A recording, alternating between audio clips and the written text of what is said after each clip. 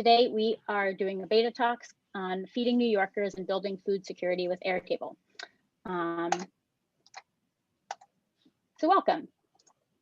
Our agenda today is we're going to briefly do introductions, and then we're going to hear from Hunter College, New York City Food Policy Center about how they've been using Airtable and organizing resources to help feed New Yorkers and make sure people don't go hungry throughout this pandemic.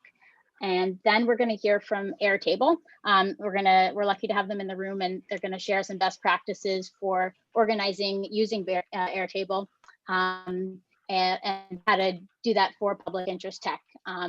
Then we're going to hear some examples of how other people have been using these databases and this software to organize in their communities from the audience. Then we'll have a brief Q&A, and then we'll end around 7:10. If you would like to access slides, sorry, that's actually not the slide link, or no, that is, that's the one that you just put in.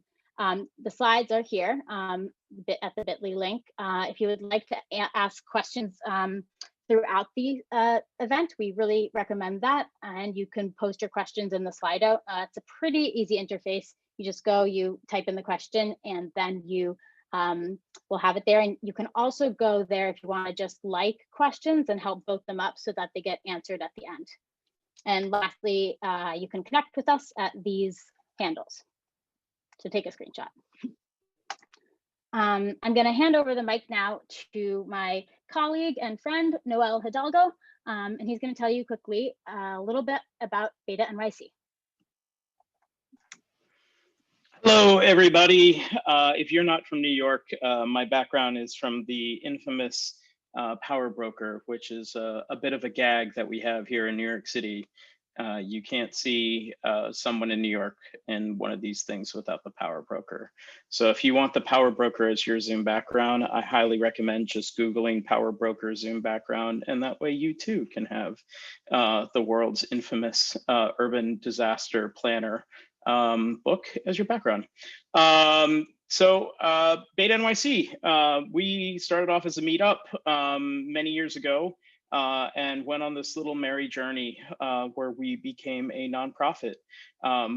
In that process, we focused on events, demystifying data, demystifying technology, and building a community around these 4 core values.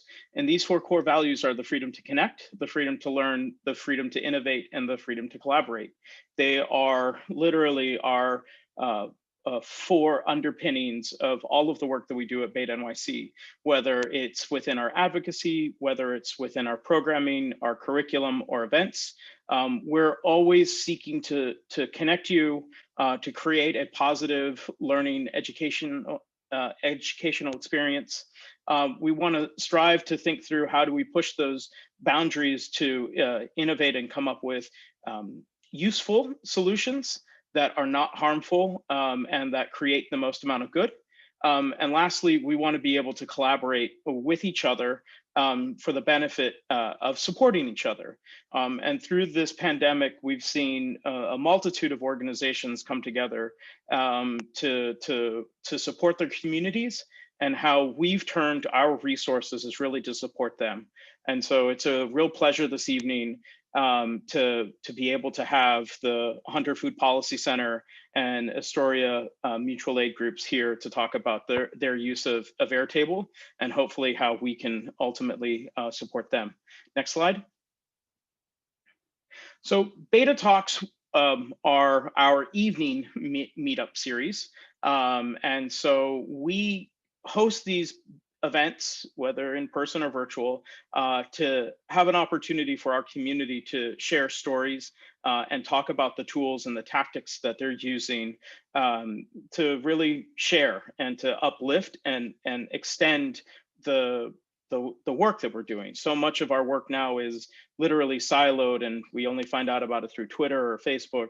And so this is an opportunity, and this is our moment to use our tools and resources to uplift other community voices and community opportunities. And at the end of this particular event, we'll have a little bit of a networking opportunity where people can talk about what needs and resources that they have. If you want to share some of those needs or resources, feel free to use the chat.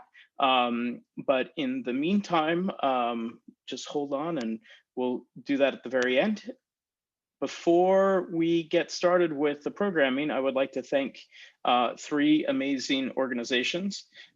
First and foremost is the Manhattan Borough President, Gail Brewer, who sought us out early on to bring us into her fold. We met Gail when she was a council member and chair of the technology committee.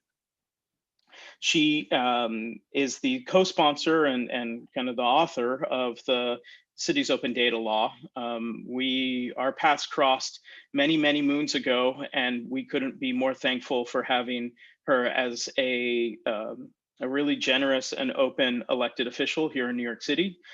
She sponsors our work when we were able to meet in person inside of the Manhattan Borough President's office. And through their office, we co-run a Civic Innovation Fellows program called the Civic Innovation Fellows and Lab, who some staff members and alumni are here in the Zoom with us right now, as well as apprentices.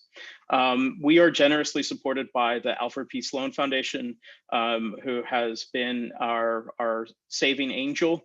Many years ago, we were literally running out of money and found the Alfred P. Sloan Foundation.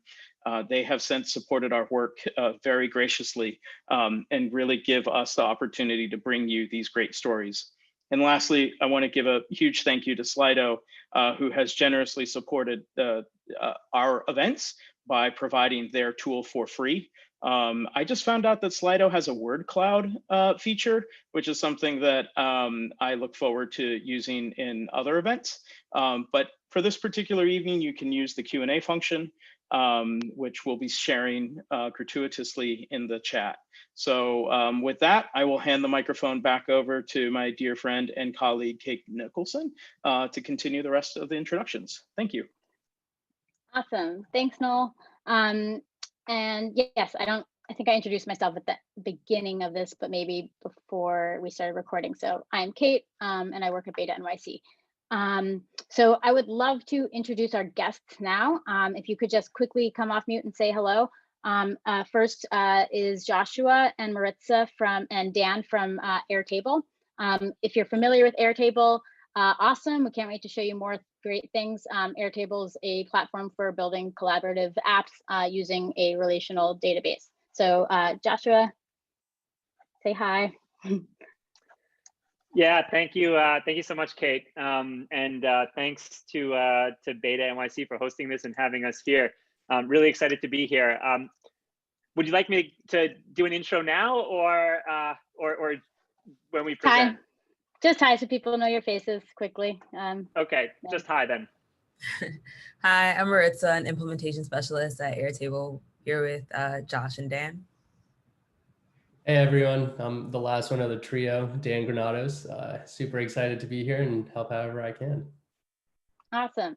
And now from Hunter's New York City Food Policy Center, we have, well, I'm just drawing a blank, but we have Melissa and John. Hey everyone. Hey everybody. And also with M and J names from Astoria Mutual Aid Network, we have, oh sorry, that's actually Airtable has also the J and the M names. We have Anya and Kyle. If you just say hi. Hello. Hi. Awesome. So Hunter College, New York City Food Policy Center. If you're not familiar with them, you will be after today. We got in touch with these the folks over there because we were beginning to work on a similar project. So I think it was last spring, the Manhattan Borough President requested BetaNYC's services, as they normally do, they were asking us to help create a resource, a database of hours when senior citizens could go shopping in grocery stores throughout the city when the pandemic hit. So as our team, specifically Z, who's here as well in the room, and that reminds me, you all should say hello as well. As Z started to build this, and Z can come off mute and say hi. Hello. And Emily too is in the room, I know. You guys. Awesome. As BetaNYC started to build this, I think somebody got in touch with somebody, and because they were building similar databases, and I think Z was beginning to introduce Airtable and how we were using it, and then Hunter started to take the lead, and they developed this really awesome resource, and which they're going to share with you today. So that's just some brief context. Airtable, we already sort of went over, but awesome tool and platform for managing lots of information. And then we have another group in the room who has been organizing over in Astoria to provide mutual aid and also using Airtable. So it's an exciting time to see people beginning to have the tools and more access to the resources and tools to manage complex information. I know we use Airtable to manage like events and speakers, and beginning to put lots more context and tasks and workflows, and it's been like a lifesaver for just sort of making everybody, all the information connected and easily accessible. And we're excited to share how we're doing that today with these presentations. Before we get started with the presentations, if you haven't had a chance to check out the Slido, here's the link to it. Definitely go there, and if you want to ask a question, please do, or if you want to vote questions up or down and see what questions that other people are asking, that would be great. At the end of this event, we're going to have a brief period of time to do a Q&A with everybody. So ask questions, call out anybody if you have a specific question for them, just mention their name or their organization. And without further ado, I'm going to hand it over to Melissa and John. So I'm going to stop sharing my screen, and I'm going to let you share yours. Hi, everyone. I am just going to hopefully be sharing my screen. Can you all see that? Okay, great. So let me just make sure on my end it's all good to go.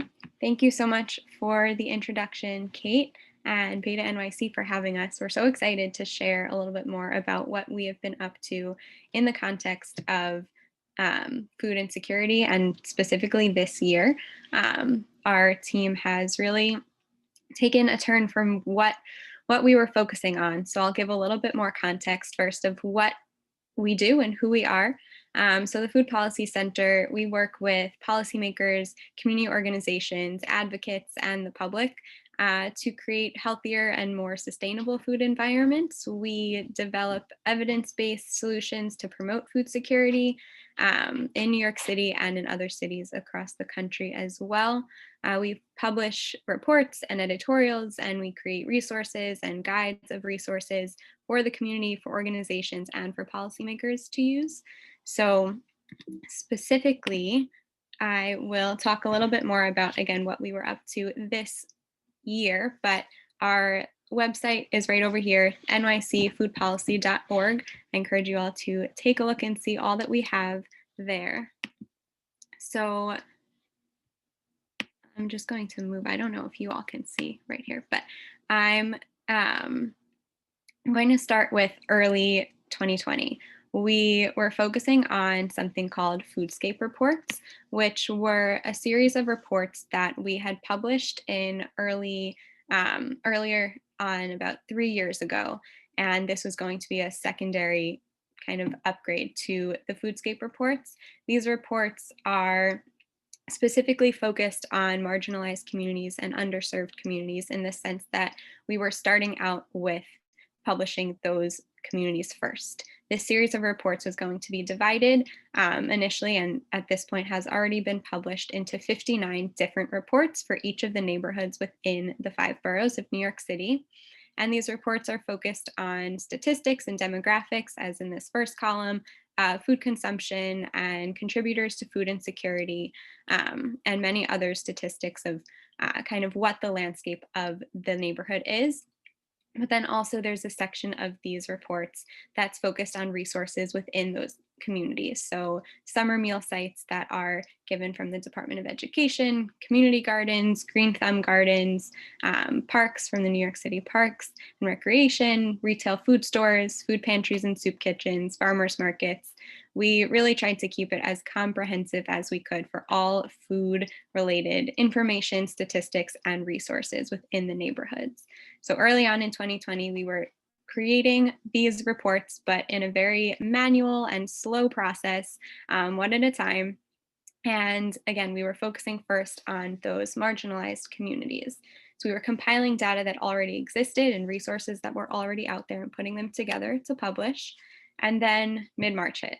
And while we were still working on our foodscapes, we were approached by a community partner in East Harlem that had asked us if we would be able to help put together a list of all supermarkets and grocery stores in East Harlem so that folks could be able to find out where there was delivery, as folks were starting to panic a little bit more and starting to stay home a lot more, and access to food resources was getting a little bit more difficult and challenging. This was something that our team was able to use the list that we already had of the retail food stores from our Foodscapes report for East Harlem, but we didn't have any more information at that point on the retail food stores. We had the contact information and the address, but nothing more. So our team and that community organizations team all started making calls, and within the week, we had the delivery information, and if there were special hours for seniors and immunocompromised that were coming into place, we had all of that information by the end of the week, and we started thinking. So our team was realizing that there wasn't a centralized data source at this point of retail food stores in neighborhoods, food pantries and soup kitchens, and other different organizations and social service organizations that are already within communities. And especially in marginalized communities, there is a huge lack of the needed information. There's all the resources out there and so many wonderful resources with so many great impacts, but folks don't know all about what is out there. And at this point, things were starting to change constantly as the shelter in place came into effect and as food pantries and soup kitchens needed to start closing down and opening back up, and social service organizations were beginning to go remote, and retail food stores were beginning to offer delivery. A lot of things were changing and changes were happening constantly. So that is where our coronavirus NYC neighborhood resource guides came into play. So at this point, we were able to use the template of our Foodscape reports and really mold it into something that was kind of at this greater need and COVID specific. So with this, we were able to use that data from the food pantries and the soup kitchens, the retail food stores, the farmers markets, all of that information we already had from some of our foodscapes that we had published at that point. And we were able to pull that information a little quicker because we were in that, we were kind of in that group already. And then we also started to pull in more data from the Department of Education for meal hubs when the schools closed down, and students and then the public were also able to access food there. We added in sections for these guides for citywide food resources, senior citizen resources, and other social services as listed here also. And these were also published neighborhood by neighborhood. So we had 59 planned to make, and in those first few weeks of the pandemic, we were scrambling to put them all together. Our team was making them still at this point very manually, using Google Docs to put all of our information together. And we started making calls to the retail food stores as we had in the week before, and also to food pantries and soup kitchens to see if they were still open, and also to the social service organizations to see if they were open, if their services were being offered remote, or if there were any changes that folks needed to know about. So at this point, we were in March, we had about 15 volunteers making updates in Google Docs to all of the different resource guides. And then our team would take those updates and manually make the changes in WordPress, which is where we publish all of our posts for our website. And this was also happening while we were trying to publish additional neighborhood guides. So we were constantly making changes to the guides that we had already published while working on making additional guides as well, very manually, a little slowly, and very frantically. And then we were very grateful that in April, John and Z both came on board to help us make things so much smoother, and our processes changed immensely. That's when Airtable was introduced. That's when John really took over kind of the back end of how to organize all of our data for us. And with the help of John and Z and ongoing since then, John has really changed how our processes are. So he'll go into more detail on all of that very soon. But for a little bit more context of since then, what everything has looked like, we, by June, had onboarded over 150 volunteers. We have had groups of volunteers from American Express, corporate groups, and then student groups from John Jay College that have really kind of helped those numbers and those teams really expand quite quickly. And at that point, we were able to really start making calls much more frequently, make those updates to all of our organizations much more frequently. At that point, we also started translating our guides into 3 different languages, which we are still maintaining. And to present day, we have onboarded over 300 volunteers, and we have made over 65,000 volunteer calls since March to update all of the information and to keep everything as up to date as possible in our Airtable database. So to give a little bit more context, we have over 1,000 food pantries and soup kitchens in our Airtable database. And at this point, that is the most comprehensive list of food pantries and soup kitchens within New York City.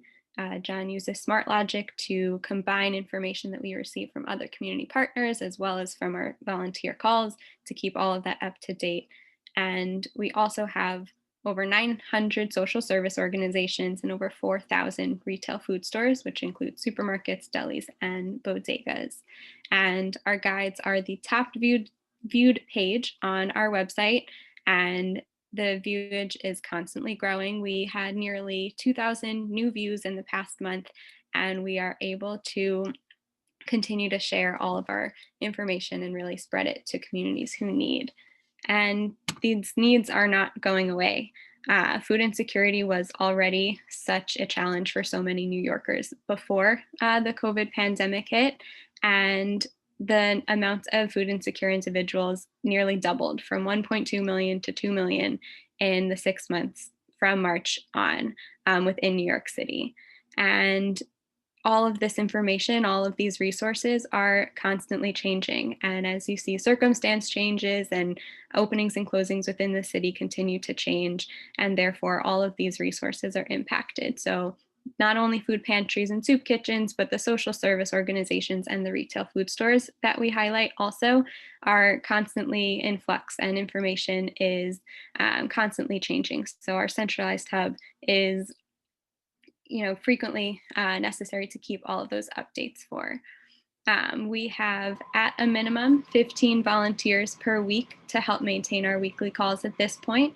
And sometimes when we have those groups from the university or from corporate groups, we have more than the 15 per week. And always we are welcoming new volunteers at any point, because this is something that we'll maintain for a long time. We have a plan to continue these COVID-related guides until we're able to transition them into just general New York City food resource guides, because unfortunately the need for these resources will not be going away too quickly. So hopefully with spreading the resources as much as possible, we're able to help out however we can.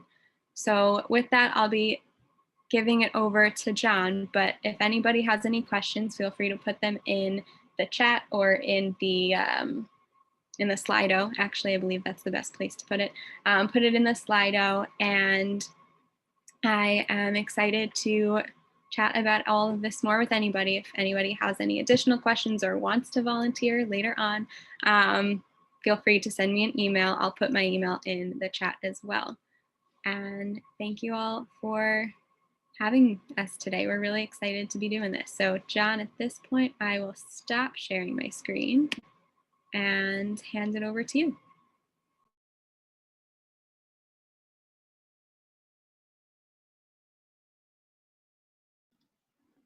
Awesome.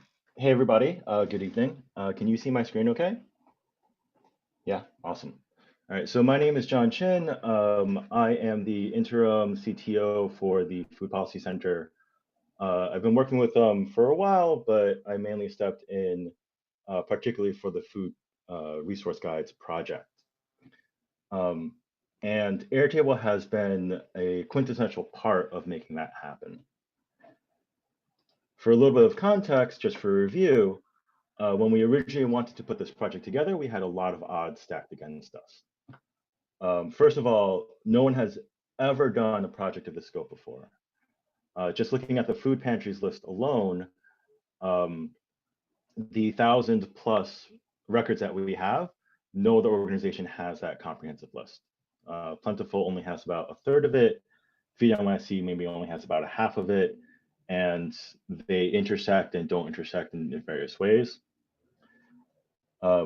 Plus, we've been committed because people are relying on this information to find food. We're committed to keeping our data up to date on a weekly basis, which other organizations aren't doing. So without any other restrictions, this itself would have been a huge undertaking. Then you throw on top of it the pandemic. We started at the start of the pandemic, so we were trying to juggle all the other things that were happening while still trying to put this project together. We had very limited dedicated staff. I think before I joined on, there were four, and not a lot of funding to get more people. And possibly the biggest hurdle in getting this project off the ground was that of the existing staff, there was no technical leads on the team, no developers. So like Melissa had mentioned, the initial solution was to keep 59 separate, essentially Word docs for all the guides. Each of them are 50 pages each.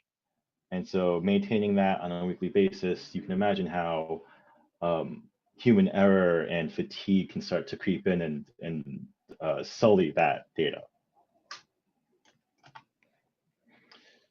I firmly believe that humans are irreplaceable for their creativity, ingenuity, and insight, and that for everything else, there's code. So when I joined in, my main goal was to take away all of the menial tasks, all the repetitive tasks from the team, and instead let them focus on things like creating personal connections with the people that they're serving, trying to understand the evolving profile of food insecure New Yorkers, things that computers can't do. And hopefully by taking away the menial task from them, we can scale up that impact and start growing this project exponentially. When I first started, I took all the methodology that I've been using for other projects and tried to launch them here. I tried to use a traditional database, but we very, very quickly learned that didn't cut it. For one thing, because the project is so new and because we didn't fully understand our needs, our database schema was changing like every hour. And that's a huge problem because MySQL administration requires very specialized skills. There was certainly nobody else on the team who had it. And even if you pick up some other developers, they don't necessarily know MySQL. And so that placed a huge onus on myself. And that meant a lot of my time was tied up into making sure that our database was functioning. That was the main detriment, but also it was difficult to give access to other orgs and devs. Early on, we were also partnering with other organizations to either share data with or provide an easy way for them to share data with us.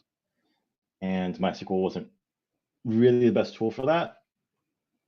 And finally, we weren't really sure if that current solution would be able to survive all the traffic. We were launching it on an Amazon Web Services virtual server, and we had the tiniest, smallest one because it was the cheapest. And it's really great for testing, but when you're launching it out to New York City and the entire population, the chances of it crashing are very, very high. So we tried this for like 2 weeks or so, and it was very clear that it wasn't going to work. Very luckily, our friends and partners over at BetaNYC introduced us to Airtable.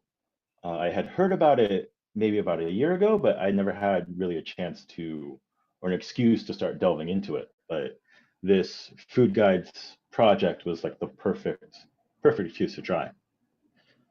Some of the things that I really love about Airtable that were really game changers from our previous solution was that it provided a basic UI for database administration that, with a little training, other team members can do. So every now and again, I will shoot Melissa a text message and say, hey, this column that we have really should be a long text instead of a short text. Can you go fix it? And she's able to do that really easily. If we were on MySQL, that would be a whole production. Another thing is it provides a really great UI for non-technical volunteers to enter data while minimizing that human error. There's the people that we get on board, we can't really predict their technical level, the technical proficiency. So some of them might not know like HTML or formatting, right?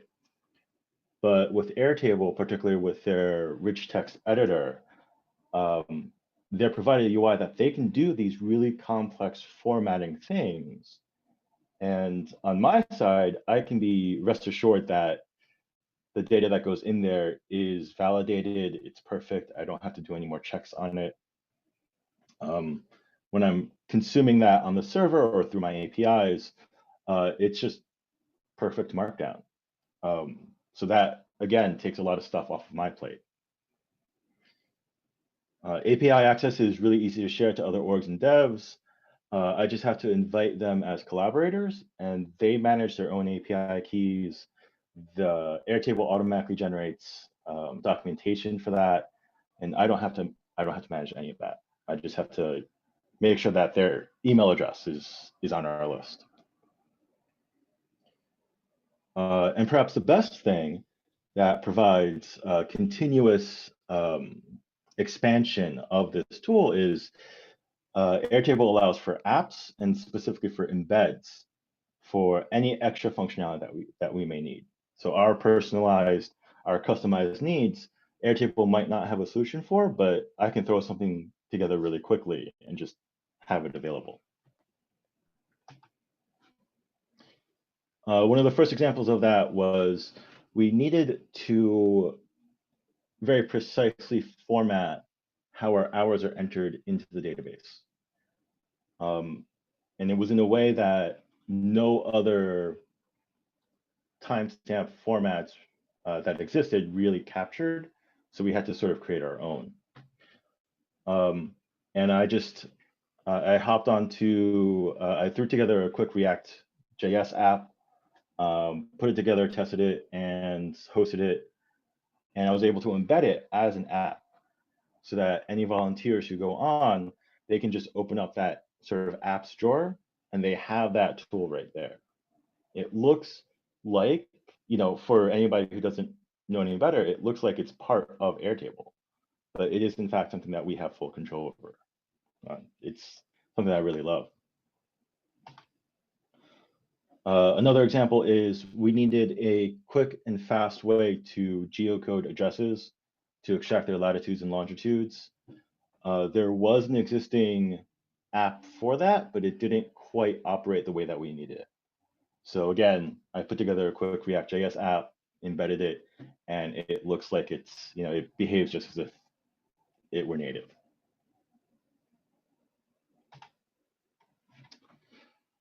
So what's next? After our project sort of stabilized, we started looking to other parts of the country where a food guide like this would be really helpful. And so we actually replicated them statewide in Alabama with our partners at Ending Child Hunger Alabama in May of 2020. And Airtable was actually even more critical in this environment. So, we had a team of 5 with 1 technical lead. The Alabama team had a team of 2 with no technical leads. And the fact that they were able to kick it up and have it running really speaks to the power of Airtable as this interface between technical and non-technical needs. And so we're really excited about that progress and that momentum. And so we're actually looking to take everything and package it together as sort of a food guide in a box.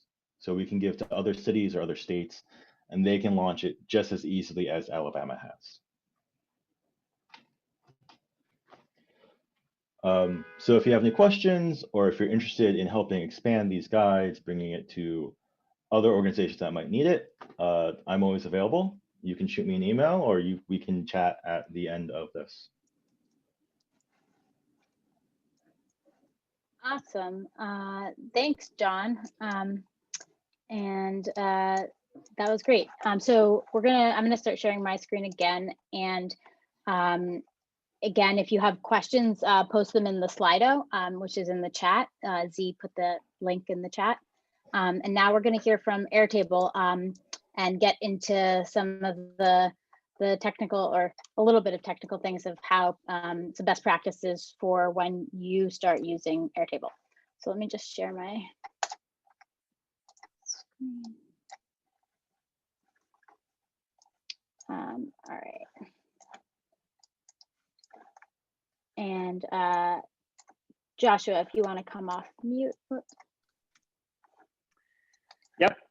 Thank you. My part's not going to be very technical, certainly. I'll have to say that up front. But we'll get into the technical piece after. I'm going to need to rely on Maritza and Dan for that. Quick thing on the Slido. We're going to hang around for the Q&A, and saw a couple questions come in that were product related, but we will be able to get back to the group with answers on that. So hang around for that. First of all, John and Melissa, thank you for sharing that. It's just so cool to see Airtable used on stuff like this. We love that you're willing to share those stories to help amplify the impact that Airtable can have, and just really excited about the work that you're doing. For everyone else who I haven't met, I'm Joshua Steinberg. I'm a manager on Airtable's customer success team in New York. Airtable is a San Francisco-based software company, and we opened an office in New York just a couple of years ago. I joined actually just this past April, actually the same exact day that Maritza and Dan had joined. But it's been a crazy 6 months because we have not been in the office, of course, like everyone else. So I haven't met either of them yet, which is really funny. But also because our business is just continues to be used in interesting ways, or our product, I should say, is used in interesting ways by organizations like Hunter Food Policy and like Astoria Mutual Aid, which we're going to hear about shortly. So our team tends to, or works almost exclusively with really large enterprise customers. So companies like the New York Times and IBM, and it's often on something like a marketing calendar or something like that. And I have to say, John's workflow, first of all, is certainly one of the more advanced I've ever seen. But it's also so impactful. So getting to hear it is a nice change of pace for me. I just think it's really cool. I've been finding ways for our local team in New York to engage with different urban innovation communities in New York City. So I'm really excited that Kate invited us to participate in an event like this. And I'm going to be continuing to look for those opportunities. So if there are any ideas that are generated in a forum like this, please share them. We're excited to hear what they are so we can see if there's an opportunity to partner. About Airtable itself, it's a It's a low-code, no-code software development platform. So as John alluded to, it really allows individuals without computer programming skills to develop custom software applications that solve their problems. And in that sense, it's really powerful. Really allows each of us, myself included, someone without computer programming skills to do more with technology, and that's really exciting. It has a lot of applications for public interest tech. The folks from Hunter and from Astoria Mutual Aid are much better at telling that story than I am, but I want to share some of the other details, other ways that Airtable is able to help nonprofits. So Kate, we can go to the next slide.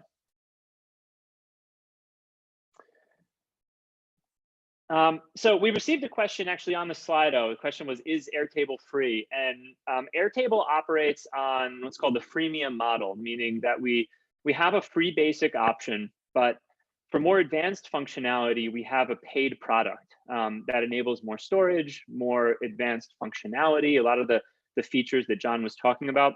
What Hunter College built actually has to be done on our pro plan, which is paid. You can get started on a free plan, and it's a good place. I'd encourage everyone really to just go to airtable.com and sign up for an account, check it out, kind of get a sense of what it is. But a lot of that more advanced functionality that we just heard about from John requires that paid pro plan. But the good news is what I'm sharing on this slide. So the first is that Airtable does have a nonprofits program. If you follow the links on this slide, you'll be able to read more about it.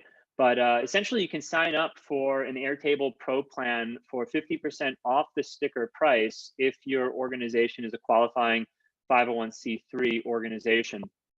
Airtable works with a number of very, very large nonprofits, such as the Bill and Melinda Gates Foundation and the Obama Foundation, Greenpeace, countless others. But I encourage you, if you are representing a 501c3 organization on the call right now, then encourage you to check that out and learn more. Next up, in the middle here, we have the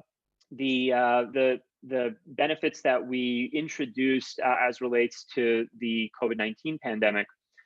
If your organization is working on a COVID-19 relief effort, we've made Airtable Pro plans available for free indefinitely. And that's to any non-political humanitarian group. So if your organization is working on something that's COVID related, like we've seen from Hunter and like we'll see from Astoria Mutual Aid in a few minutes, then you could qualify for this, which is really cool. And then the last thing I'll call out is that since April, we've received a number of submissions from educators. The ability to use Airtable as a collaborative platform to engage with students, with all the students that are learning from home and dealing with that. We thought making the tool available for free to students and educators would also be really helpful. So that also has launched as of April, and Airtable Pro plans are free for all .edu addresses, and I believe it's for the next year. And at that point, it would be available for a discounted rate, similar to what we have for the 501c3 organizations. So you can go to the next slide, Kate. So before we jump into an example that Maritza is going to share, I just want to cover one specific thing that often comes up in conversations we have with nonprofits, and that's related to permissions. Reason is that nonprofits that have volunteer rosters, those rosters are ever changing. Kind of people come in, people come out, and it's important for nonprofit organizations that operating in the public interest tech space to be able to assert control over permissions, what people can access, and the things that they can do in the platform. So this is often just the first question that comes up when we talk to nonprofits. So I want to call that out right now. And break down the various roles that are made possible in the platform. So we have the creator role, which is essentially like a database owner. And then next you have an editor function. You see that they have the ability to edit the different database components that make up Airtable. And then we also have commenting and read-only functions. So for example, volunteers that are supposed to consume, say just a volunteering schedule, right? Go to a website, view the schedule.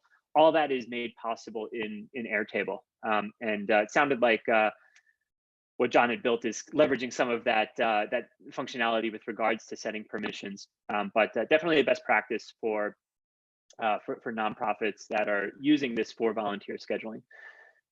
So on that note, Maritza has been working with the team at Hunter to build out a what could be used as like a standardized volunteer management workflow, I believe. So I'm going to pass to her to share an introduction and also share more about the work that she's been doing with Hunter. Thanks, Josh. Can we go to the next slide, please? So as Josh was mentioning, we've been working with Hunter Food Policy Center in order to see if there are any ways that we can possibly optimize their base. As I mentioned earlier, I am an implementation specialist at Airtable, which means that I am an Airtable expert for all the products and features that we have that are native to the Airtable website and Airtable tool that we have. And so what we did is we sat down, had a discovery session, and as Josh mentioned, John, Z, and Melissa have done an excellent job with the base that they have so far. There's very little feedback and very little that we could add to it. But after talking to them, we found some areas that we can use, that we were able to identify, that we were able to optimize. And so what we did was build a prototype to just show how some of the administrative tasks that were still being done to manage the volunteer workflow can be alleviated through just reconfiguring the base in a different way. And so some of the things that we noticed are pain points that a lot of our other nonprofit teams share, which is, well, we usually have to count how many volunteers are that we are managing, or counting how many different calls somebody has to make.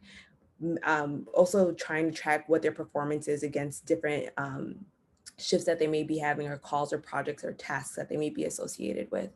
And so simply by using different things that are available on Airtable, which makes Airtable unique. So things like linked records, which really creates that relational database structure that we have. And also by using different fields that are powered by those linked records. For example, the count field or even the roll-up field to pull in information from different tables without having to actually copy and paste. That really did allow us to kind of pull in those numbers and be able to track the information that they need to track against. So we are currently in the prototype phase, but we are getting our feedback, and we're going to then move forward with another iteration to make sure that we're getting them to where they need to be. Just speaking on some of the best practices when it comes to using Airtable, and especially when it comes to different organizations and nonprofits. Some of the use cases that we've seen, as Josh mentioned, is volunteer management and being able to track volunteers.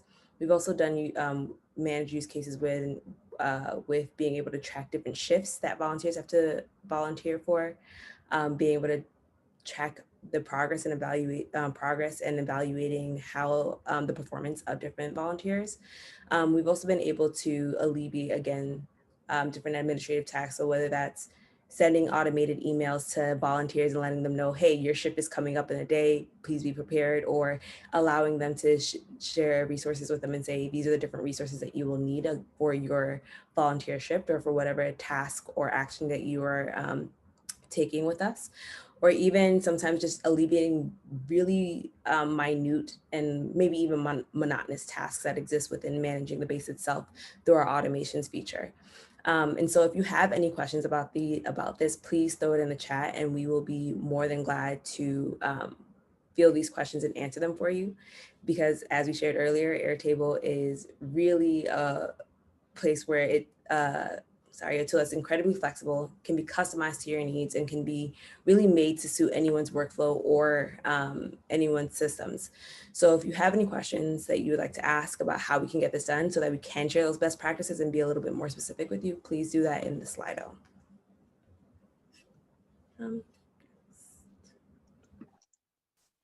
Awesome. Thank you so much. Oh, go ahead. Yeah, no, I was just going to take us home with this slide. Thank you, Maritza, for sharing that. And yeah, just echoing those points that We will hang around to answer questions that come in through the Slido, and also wanted to share our names and emails with you, because if you do have any questions, things you want to chat about after, feel free to reach out. We're also on the BetaNYC Slack workspace, so you can find us there. Awesome. Over Thank to you, Kate. so much. Cool. Thanks, Joshua, and thanks, Maritza. That was great. So now I'm gonna introduce you to Kyle and Anya, who have been organizing as Astoria Mutual Aid Network, and they're going to share their story just to give you a sense of some more examples or more ways people are using Airtable. So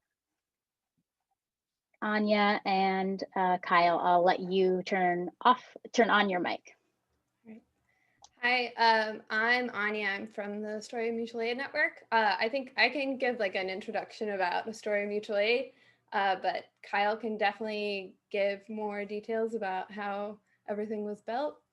So Astoria Mutual Aid started at the beginning of the pandemic, and it was actually like a marriage between what used to be like the Astoria Tech Meetup, and so the Astoria Mutual Aid Network like teamed up with the Astoria Tech Meetup, and we created this like bot that connects volunteers with people who are requesting help in our neighborhood. So that's the way that we're using Airtable. This is the example of our base that you can copy from the Airtable universe.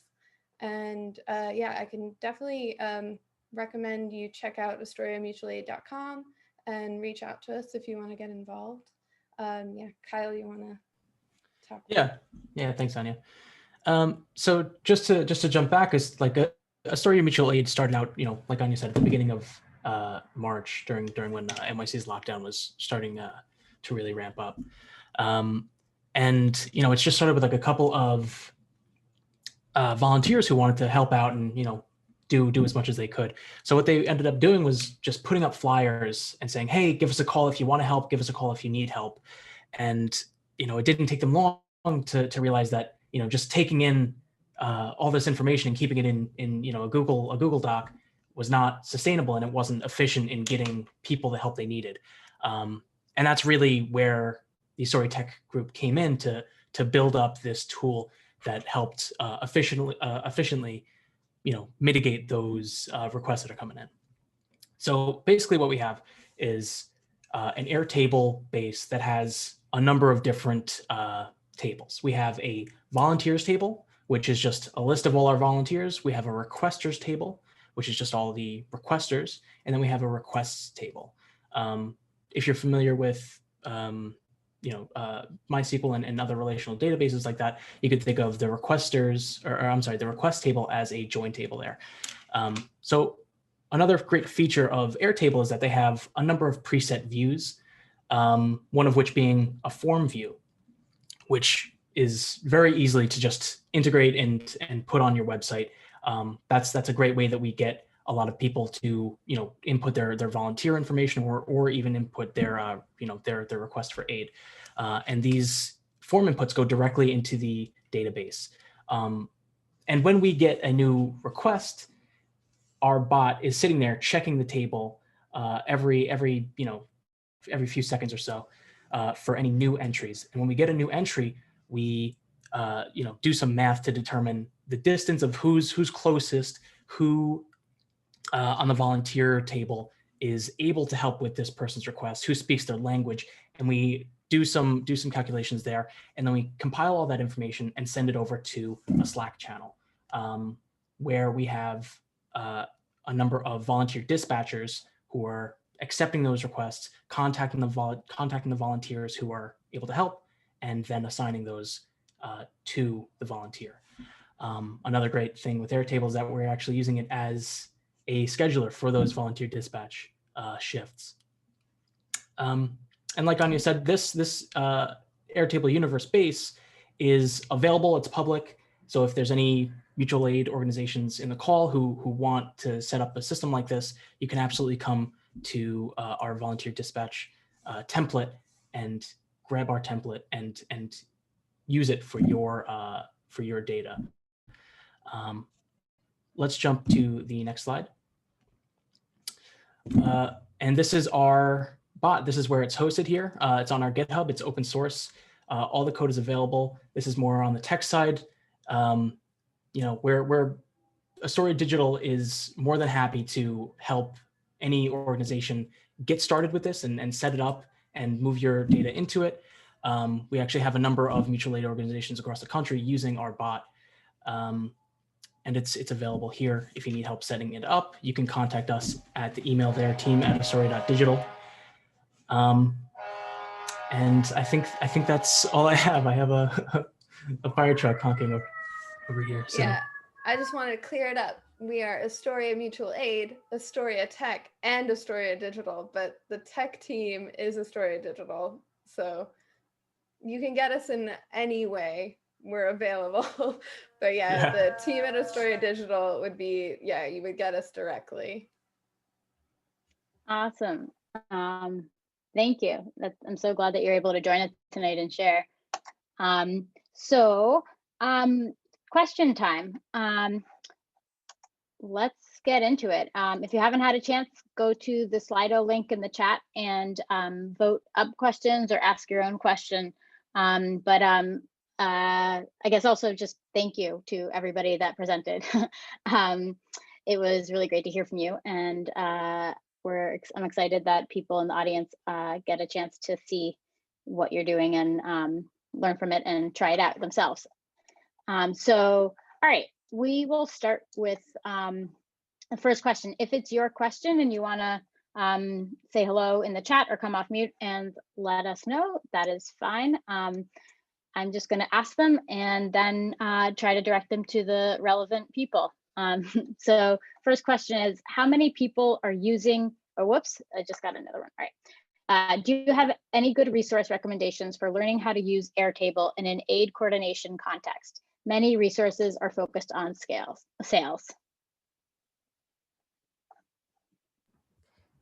Yeah, so actually, if we go to Airtable, there is a section on the website that's called Airtable Universe, and the templates that were just mentioned can be found there. So if you type in volunteers, for example, or nonprofits, you can find different ways that different organizations have used Airtable in order to power their systems or their processes. And so that's one of the best places to find real life examples about what you can use and actually apply to your own workflow. Aside from that, I'll also paste a link inside the chat later on that has a bunch of Airtable resources about different ways to use our native features in order to either set up automations for setting up notifications, or even maybe using it in order to create different views so that everyone on your team has something that's more personalized to the way that they work. So I'll share all those resources in the chat shortly, but again, Airtable Universe, and then the link that I'm going to share in the chat that'll show you how to empower different workflows. Awesome. Thank you, Maritza.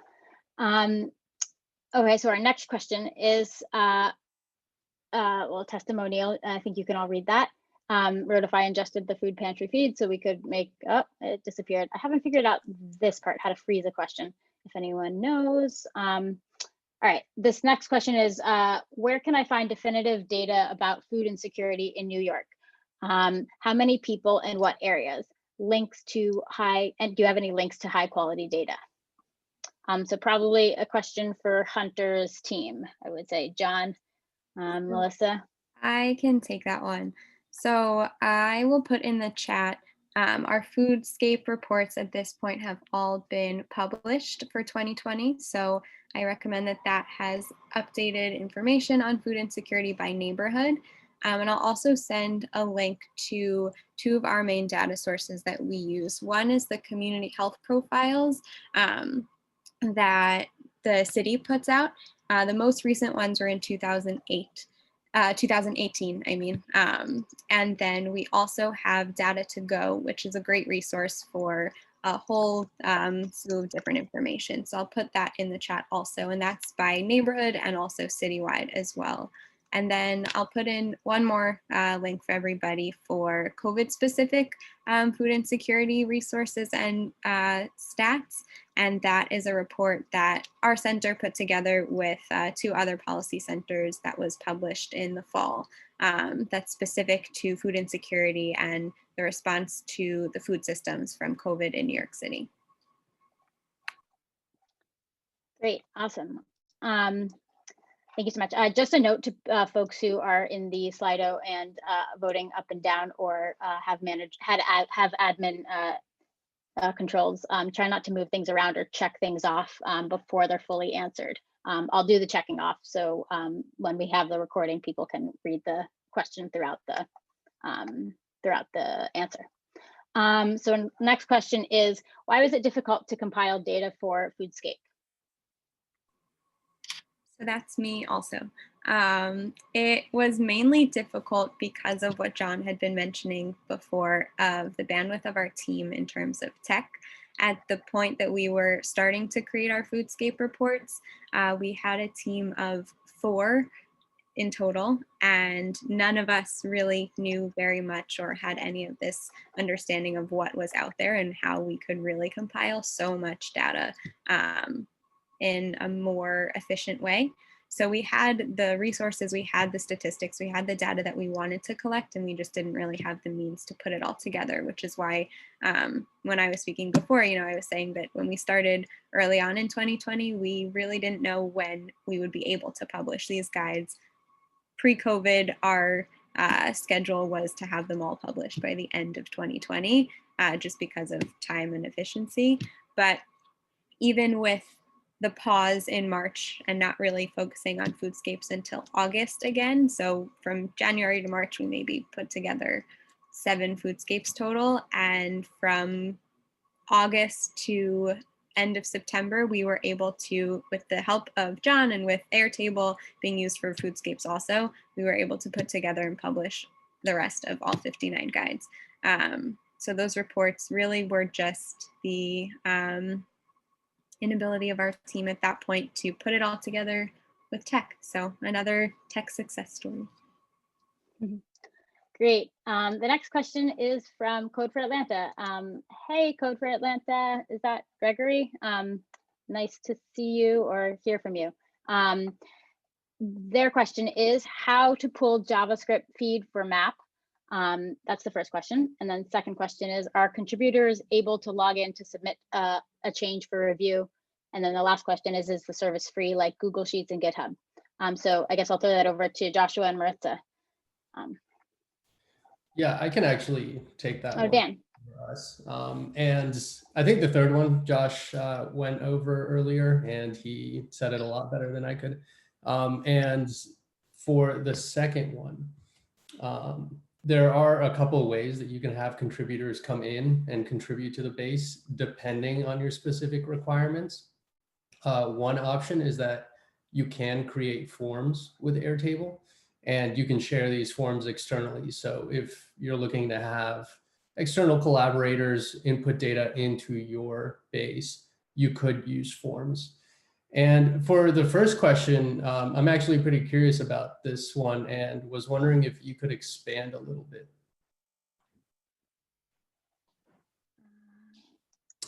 All right, well, yeah, if you're in the room, let us know. Otherwise, you can email us or get in touch with us on the Slack. Hey guys, it's actually a question from me at Code for Atlanta. So what we're doing with our system with the EPA is pulling basically JavaScript APIs in multiple layers. So we'd like to be able to pull your data as one layer, combine it with like Department of Agriculture, on-farm produce sales. And I had some good chats in the Slack channel last couple of days about the API that you've added an API to use the Google geocoding. So that was pretty cool. And I'm going to follow up and get the sample of that. Because what I understand is unless you add the Google API key within the Airtables, you can't automatically geocode for the maps, correct? Yeah, that's correct. Yeah, so it's basically the idea that, question being is the API one that you'd pull in real time for a map, or should we look at trying to cache that into like an external CSV file? Are we going to impact your fees or bandwidth if we were to pull lists from your system? And also, can we pull a full list of, like say 2,000 listings at once? Yeah, you can essentially pull any data out of Airtable with the API. Our rate limit is 5 calls per second, but you can batch to 50 calls per second. And so, and it won't, like, we don't meter per call or anything like that. So that's universal, and you can take any action on the API that you want. Thanks. Sure.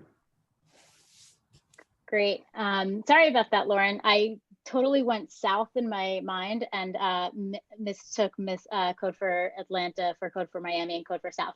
So I was shouting out the wrong person. We're all part of the Code for America network, so we talk every so often. All right, so the next question is, are there any databases focusing on the amount of food that food banks receive, measured weight in pounds? Does anybody know the answer to that?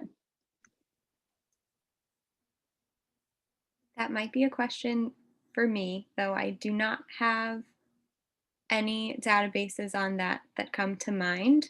I can do some looking into it for you, though. So whoever posted that, if you want to email me, I'll put my email in the chat and I can do some looking into it. To my knowledge, I don't know if there's anything specific, but we never know. I'm so curious about the intention of that question, where the answer will go. So keep us updated. And do you have a mobile app, and how does it work on a smartphone? I know that Airtable does have a mobile app, if that's the question. Does anybody else want to share more about the app, the mobile app? I don't know necessarily all the functionality. Wait. Yeah, I can speak to that one too. And that sums it up pretty nicely. We do have a mobile app and it does work on a smartphone, but we have both iOS and Android, and we don't have full feature parity with the web application. But I mean, you can do just about anything for the core functionality, like entering data, editing data, grouping records, filtering records. So as you use the application, if you have any specific requests or you'd like to see some functionality, just let us know and we can pass that feedback to our mobile apps team. Cool. Which kind of is similar, not similar, but might lead into this next question. Again, curious about the intention of this. So could you give a simple app to food banks and employees to enter data / take a picture and have artificial intelligence, machine learning, count boxes, etc.? Sounds like a... Yeah, that's a great question. And we've seen a little more like uptick in use cases around AI and ML, especially since these services are starting to expose their APIs. So again, we'd have to talk about the specific requirements, but there's a couple of tools in Airtable that could help us do something like this. For example, we have automations that would allow a workflow like you drop a picture into an attachment field. The automation makes an API request to one of these AI or ML services, and then we get the information back. Or like we saw earlier, you can build a React app on top of Airtable, and you could build a lot of that functionality into the app as well. That's very cool. I can imagine that being useful in a lot of cases. Great. And the last question, how many people are using Food Guide / Foodscape? How do you measure that people find what they need? So yeah, so sort of impact metrics. So back. Yes, probably back to me on this one. So with this, I don't have the most up-to-date metrics on how many people have viewed the food guides. But we have all of our food guides and foodscapes published through WordPress. So we're able to measure all of those metrics through WordPress and Google Analytics of page views and engagement in that way. The one number that I can pull off the top of my head is that we have had over 2,000 views on our food guides specifically in the past 30 days. So these are new views or new users. So that has been kind of an ongoing metric that we're able to use. And how do we measure that people find what they need? Another way that we are able to do this a little bit less tangibly is by spreading the word through our community networks and seeing how much we're being referenced in other kind of lists, and especially with the food guides for COVID specific resource guides, we have seen that we've been highlighted as a resource by the New York City Health website, as well as the borough presidents who have given out kind of newsletters or updates on their websites of where to find resources. We have been included in different hospital resource guides or lists and school resource lists. So since March, we've really been kind of pulled as one of the resource guides for many organizations in the city that they refer to. So though we don't have the metrics of, how many references we have had within all of those organizations, we see that we are gaining traction by all of those connections and other community organizations also. Cool. Awesome, thank you. So there's one more question, and it is, can you talk a little bit more about scheduling and volunteer shift signups in Airtable? So I'm wondering if, maybe even if somebody wants to share their screen and walk through an Airtable to show an example of how people sign up, unless there's sensitive information. Well, I guess no, there's not if it's public, right?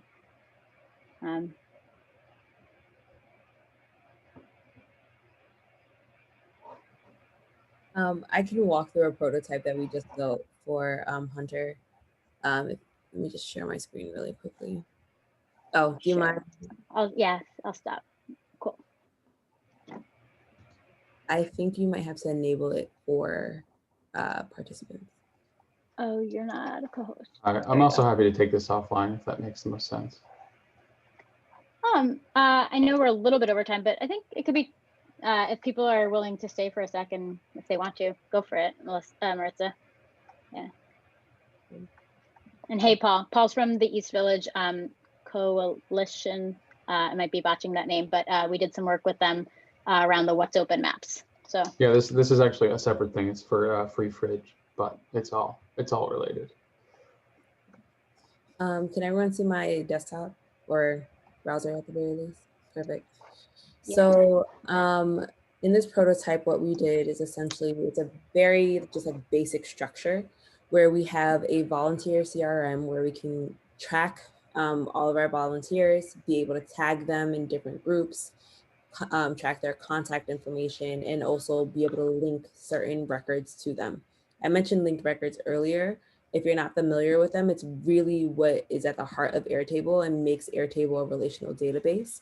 So as you can see, this line here will show you that this record is actually is connected to this other table, or you might be more familiar with like a worksheet, if you will.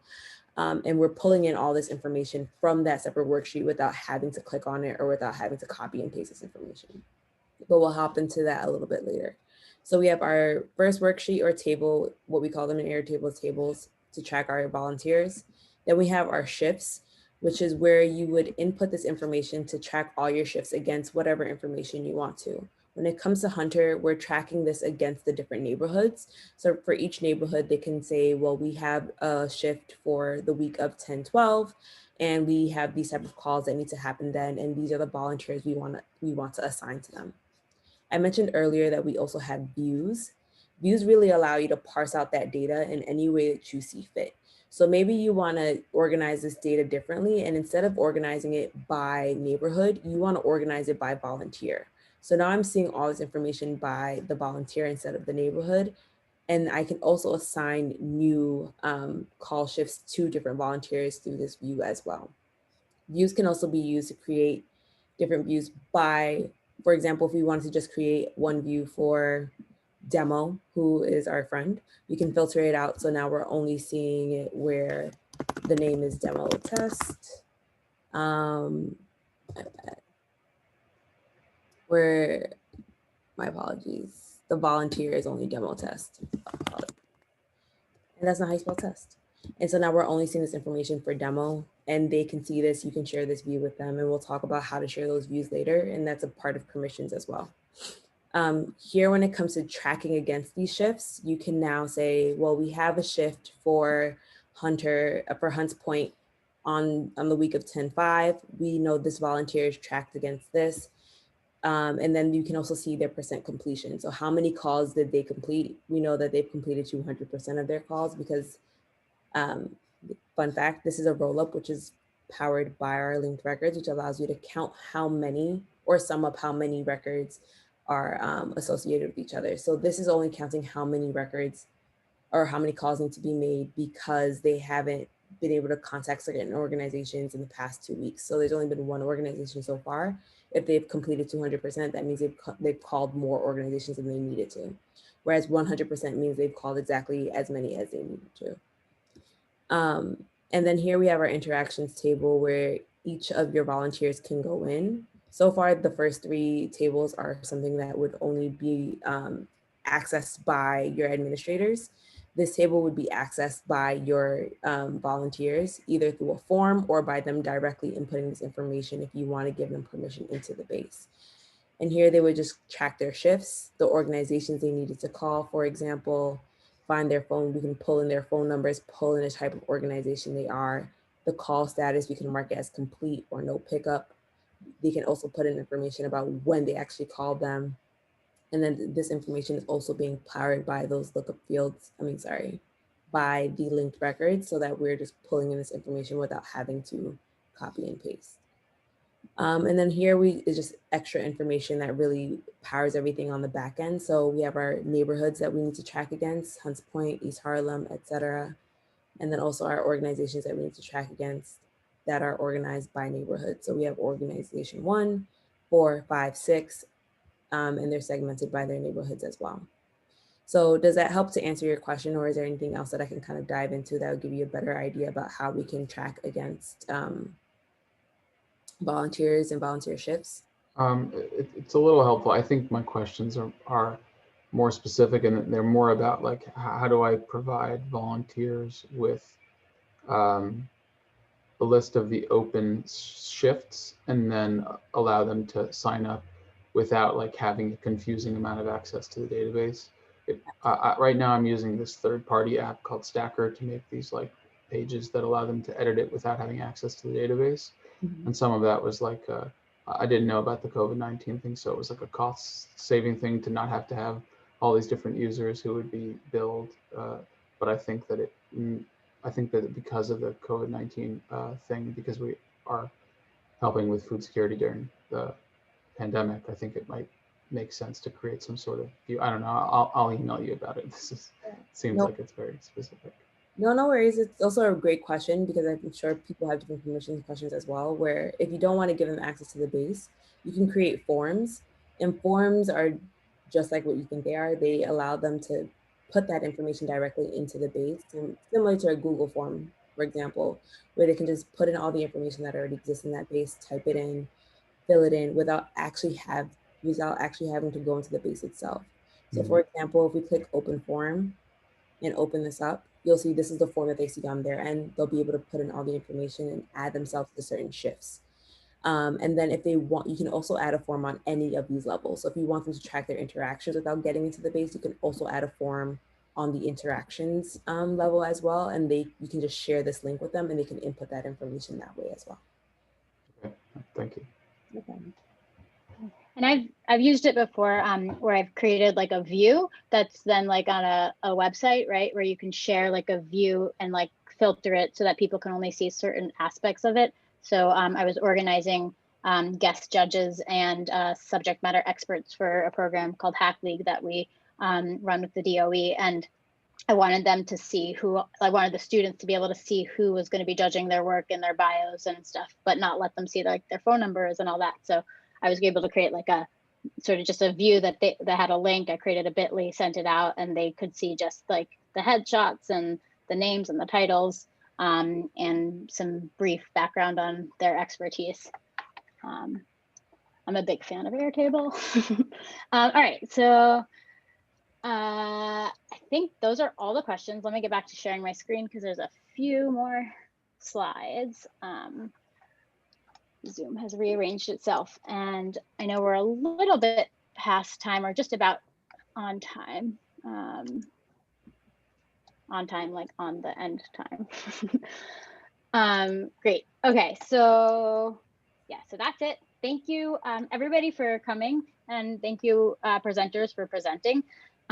We always like to end with inviting people to share announcements. If they're looking for a job, if they're hiring for a role, if they have events coming up, anything. So if you do, come off mute. Do we stop the recording now? Oh, that's a great idea, Noel. Yes, we do. Goodbye, internet.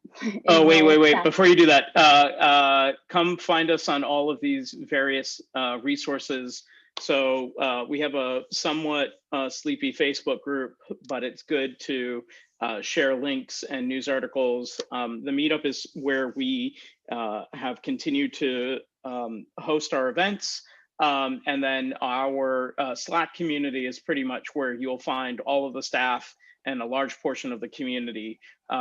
If you don't have an invite, you can just go to slack.beta.nyc, put in your email address, and you'll be able to get to our Slack community. It's pretty open, and it's a really positive and supportive community. And lastly, we have a monthly newsletter that has been really dusted off and taken to the next level by Kate, Gabby, Onej, and a bunch of other of our fellows.